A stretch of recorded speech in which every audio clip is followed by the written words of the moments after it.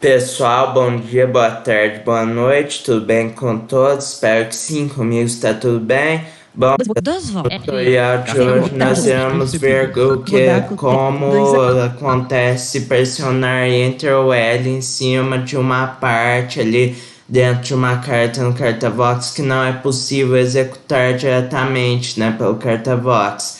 Bom, vamos lá, eu estou aqui em cima de uma parte que não dá para executar, né? Um programa exe que eu enviei para mim mesmo via anexo só para esse teste. Pretendo gravar, desistiu. Se eu der L ou Enter, pretendo gravar.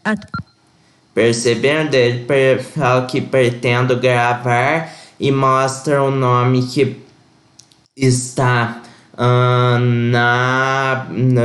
nome que está no anexo, né, que o remetente te enviou, para você editar com que não quer gravar no disco, né?